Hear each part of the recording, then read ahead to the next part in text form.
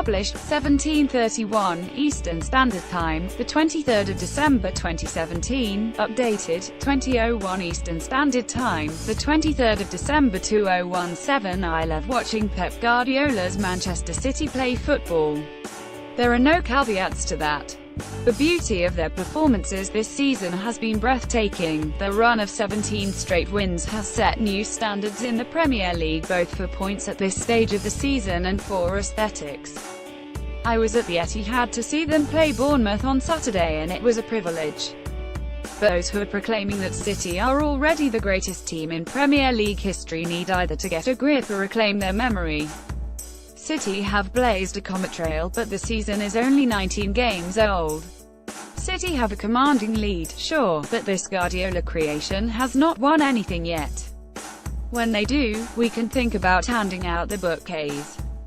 Kevin De Bruyne is part of a Manchester City team that has played with rare beauty. Pep Guardiola has his side 13 points clear at the top of the Premier League ahead of Christmas. To acclaim them the greatest Premier League team ever, they have to do more than just win the title this season. They have to do what a City side have never done before and defend it successfully. And then they have to win it again. And then they have to win the Champions League, too, because that is the final stamp of greatness. It always has been. I hope they do it. I hope they do all those things. If they do it playing this way, we are in for one hell of a glorious ride with a team full of magicians like David Silva, Kevin De Bruyne and Raheem Sterling. If they keep this going, if this beauty turns into trophies, then they will deserve every superlative we can chuck at them. But at the moment, they are not even close to being the greatest ever. If we are talking about the history of English football, then the Liverpool side of the early 80s would be hard to beat. What a team that was, a team that had silk and steel, a team that had the genius of Kenny Dalglish, the pace and ruthlessness of Ian Rush, the imperiousness of Graham Souness and the elegance of Alan Hansen and Mark Lawrenson.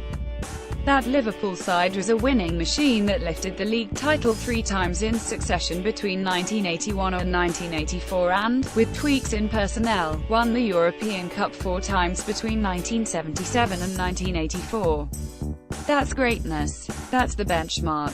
Sergio Aguero scored a double for City when they beat Bournemouth on Saturday afternoon. If the discussion is confined to the greatest of the Premier League era, then that accolade belongs to the Manchester United team of the late 90s and early 2000s, a team that won the league title 3 years in succession and became the first English team to win the treble of Premier League, FA Cup and Champions League in 1998-99. If there is a rare excitement about witnessing the feats of this City team in the first half of the season, it is important to remember that also existed the round United in 98-99, too.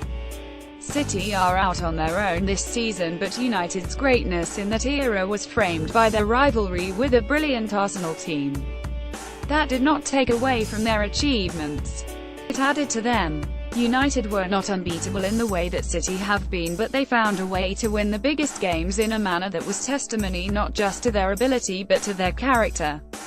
They never knew they were beaten. They thrived on adversity. We don't know yet how this City team will react when things get tough, as they surely will at some point, particularly in the Champions League. But the best team ever. Not when Manchester United's treble winners are factored in. That indomitability was what made reporting on United in the 1998-99 season, in particular, feel as if you were in on something special.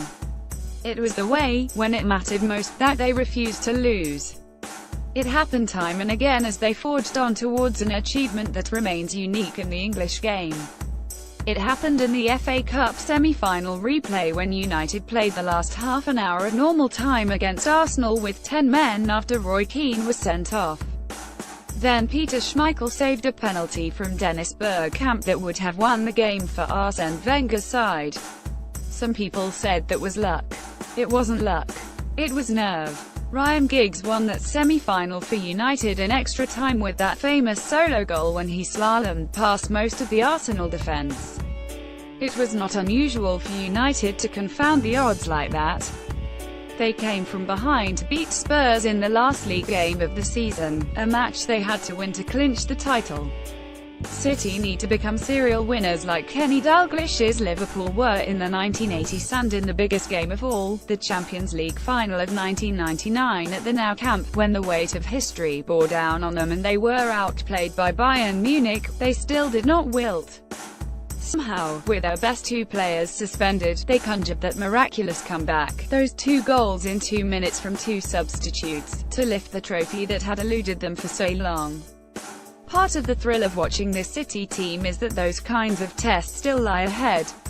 We do not know yet how good they could become. We do not know if the team will stay together or if it will be broken up. We do not know whether even better players will arrive. What we do know is that they are a brilliant side who have touched greatness, and a team that cannot yet be put in the same bracket as the United of Keane, Paul Scholes and Giggs and the Liverpool of Dalglish, Souness and Hansen. We should be rooting for Joe Aneland's Ashes tour turned into a rescue mission the moment they lost the 3rd test in Perth. It is about what we can salvage now and, beyond the obvious target of a little pride, the most important thing is the future of Joe Root.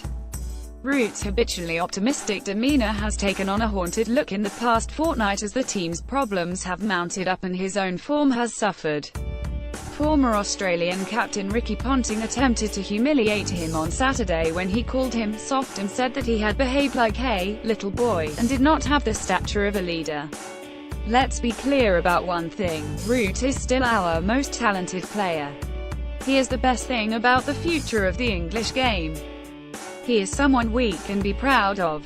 If there's one thing we must hope will come from the last 2 tests, it is that Root gets at least 1 big score. England need him and, if he can regain his confidence, he may yet be stronger for the experience. Joe Root. Root is our most talented player and the best thing about the English game's future. British sprinter Nigel Levine is alleged to have tested positive for the banned asthma drug clenbuterol, maybe, like salbutamol user Chris Froome. Levine will lecture us on the dangers we pose to asthmatics just by talking about his transgression, or maybe, if he has any sense of humility, he won't.